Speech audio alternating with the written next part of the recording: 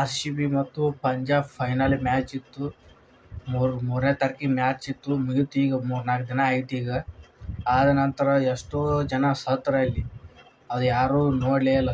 ತುಳಿದಾಡೋದು ಬರೀ ಪ್ಯಾನ್ ಸತ್ತು ರಗಡ್ ಐತ್ರಿ. ಅಲ್ಲಿ ಸತ್ತೋದು ಯಾರೂ ನೋಡವಲ್ರು. ಯಾರು ಸತ್ತವರು ಏನು ಮಾಡ್ಯಾರ, ತುಳಿದ ಆ ರೀತಿ ಮಾಡ್ಯಾರ ಅಲ್ಲಿ ಫ್ಯಾನ್ಸ್. ಇದು ಬೆಂಗಳೂರಿನಲ್ಲಿ ನಡೆದಂಥ ಘಟನೆ ಇದು. ಫ್ಯಾನ್ಸ್ ಭಾಳ ಮಂದಿ ಅದಾರ, ಬರೀ ಕ್ರೇಜು ಭಾಳ ಐತಿ. ಅಷ್ಟು ಕೂಡ ಒಟ್ಟು ಕ್ರೇಜನ್ನು ಭಾಳ ಐತಿ. ಎಲ್ಲ ಒಟ್ಟು ಕಂಡಾಪಟ್ಟಿ ಐತಿ ಬಿಡ್ರಿ. ನಾವು ಏನು ಹೇಳಂಗಿಲ್ಲ. ಕ್ರೇಜ್ ಕಪ್ ಹೊಡೆದ ನಂತರ ಕ್ರೇಜ್ ಆಗೋದೇ ಅದು. ಆದ ನಂತರ ಸತ್ತೋರ್ದು ಯಾರು ನೋಡ್ತಾರೆ? ಯಾರು ನೋಡಂಗೇ ಇಲ್ಲ ಅಲ್ಲಿ. ಅವ್ರ ಮನ್ಯಾಗ ಅಳೋದು ಏನೇನು ಪರಿಸ್ಥಿತಿ ಭಾಳ ಐತಿ ಅಲ್ಲಿ.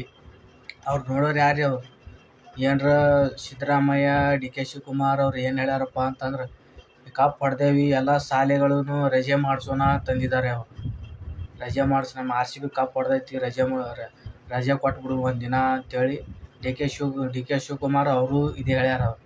RCB ಕಪ್ ಗೆಲ್ಲಿ ಬರೀ ಸೂಟಿನೇ ಮಾಡಿಸಿಬಿಡುನು ಅಂತೇಳಿ. ಅದೇ ರೀತಿಯಾಗಿ ಇಲ್ಲಿ ಸತ್ತೋರ್ದು ಯಾರು ನೋಡವಲ್ರು. ಅವ್ರಿಗೆ ಏನರ ಪರಿಹಾರ ಕೊಡ್ಬೇಕು.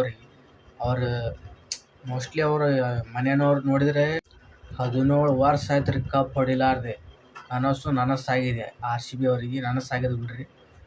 ಈಗ ಮೋಸ್ಟ್ಲಿ ಕಪ್ ಹೊಡೆದೇವಿ. ಅದು ವಿರಾಟ್ ಕೊಹ್ಲಿ 43 ರನ್ ಹೊಡೆದಾನ. ಉಳ್ಕಿದವರು 10-20 ರನ್ ಹೊಡ್ಕೊತ ಹೋದೆ, ಮ್ಯಾಚ್ ಗೆದ್ದಾರ. ಕ್ರೇಜ್ ತುಂಬಾ ಇತ್ತು. ಏನು ಸಿಟಿ ಹೊಡಿದು, ಏನು ಡ್ಯಾನ್ಸ್ ಮಾಡೋದು, DJ ಹಚ್ಚಿ ಏನು ಸುಡುಗಾಡು ಪಟಾಕ್ಷಿ ಅದು ಹೊಡಿದ ಒಂದು 5-6 ದಿವಸ ಸ್ಟೇಟಸ್ ಹಾಕೋದ ಮಾಡಿದ್ರು ಫ್ಯಾನ್ಸ್. ಆ ಸತ್ತವರಲ್ಲ 11 ಜನ, ಅವ್ರು ಯಾರ್ದು ಸ್ಟೇಟಸ್ ಹಾಕಿಲ್ರಿ. RCB ಕಪ್ ಹೊಡೆದು ಏಟೇ ಹಾಕ್ತಾರೆ. ಅವ್ರು ಸತ್ತಿದ್ದು ಯಾರು ಎದಕ್ಕೆ ಹಾಕಂಗಿಲ್ಲ? ಅವ್ರು ಬೇಕಾಗಿಲ್ಲ. ನಮಗೆ RCB ಗಿಟೇ ಕಪ್ ಬೇಕು ಅಂತಿದ್ದಾರೆ. ಅವರು ಮೋಸ್ಟ್ಲಿ ಅವರು ಬರಬಾರ್ದಿತ್ತು ಅಲ್ಲಿ. ಸಾಯಕ್ಕೆ ಬಂದಾರ ಅನ್ಸುತ್ತೆ ಅಲ್ಲಿ. ಆ ರೀತಿ ಆಗಬಾರ್ದು. ಅದನ್ನು ಮೋಸ್ಟ್ಲಿ ನೋಡ್ಕೊಂಡೇ ಬರ್ಬೇಕು. ಅಷ್ಟು ಫ್ಯಾನ್ಸ್ ಇದ್ರಂದ್ರೆ ಅಲ್ಲಿ ಒಬ್ಬೊಬ್ರಿಗೆ ಬಿಡೋದಿರುತ್ತೆ. ಪೊಲೀಸರಿಗೆ ಹೇಳ್ಬೇಕ್ರಿ ಅಲ್ಲಿ. ಸಿದ್ದರಾಮಯ್ಯ ಮತ್ತು DK ಶಿವಕುಮಾರ್ ಹೇಳ್ಬೇಕಲ್ಲಿ ಅವ್ರಿಗೆ. ಮಂದಿಗೆ ಪೊಲೀಸರಿಗೆ ಗಲಾಟೆ ನಡೀಲಾರಂಗೆ ನೋಡ್ಕೋರಿ. ಜನರನ್ನು ಸ್ವಲ್ಪ ಏನರ ಸತ್ತಾರಲ್ಲಿ 11 ಜನ ತುಳಿದಾಡ್ಕೋತ ಇದು ನಡೀತಿರ್ತಾವ್ರಿ. ಈಗ ಕಾಲ ಕೈ ತುಳಿದೆ ಅಲ್ಲಿ ಅಷ್ಟು ಮಂದಿ ಒಳಗೆ ಉಸಿಲು ಕಟ್ಟಾಗೋದು ಆಗ್ಯದ ಇಲ್ಲಿ. ಅದು ಮೋಸ್ಟ್ಲಿ ಅದರ ಸಲ ಅಂತ ಸತ್ತಿದ್ದಾರೆ ಇಲ್ಲಿ. ಅವರು ಜವಾಬ್ದಾರಿ ಯಾರೂ ಇಲ್ಲ ಅದಕ್ಕೆ. ಈಗ ಜವಾಬ್ದಾರಿ ತೊಗೋಬೇಕು ಅದಕ್ಕೆ. RCB ಕಪ್ ಹೊಡೆದ ಬಿಡ್ರಿ. ಕಪ್ ಹೊಡೀಲಿ. ಮುಂದಿನ ವರ್ಷ ಹೊಡಿಬೋದು. ಅದು ಹೇಳಕ್ಕೆ ಬರೋಂಗಿಲ್ಲ, ಹೊಡಿಬೋದು ಅದು.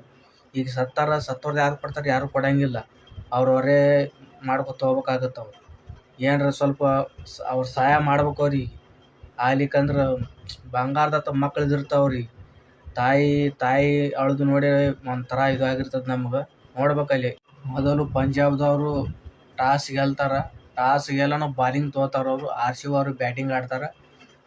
ಸಾಲ್ಟ್ ಅವರು ಜಲ್ದಿ ಔಟ್ ಆಗ್ತಾರೆ. ವಿರಾಟ್ ಕೊಹ್ಲಿ ಅವ್ರು 43 ರನ್ ಹೊಡಿತಾರೆ. ಅವ್ರು ನಿಂತು ಆಡ್ತಾರೆ ಕ್ರೀಜಿನಾಗ. ಒಂದಿಷ್ಟು ರನ್ 43 ರನ್ ಗಳಿಸಿ ಆಮೇಲೆ ಒಂದಿಷ್ಟು ಮಂದಿ ಸ್ವಲ್ಪ 20-30 ರನ್ ಹೊಡೆದು ಹೋಗ್ತಾರೆ ರೀ ಅಲ್ಲಿ.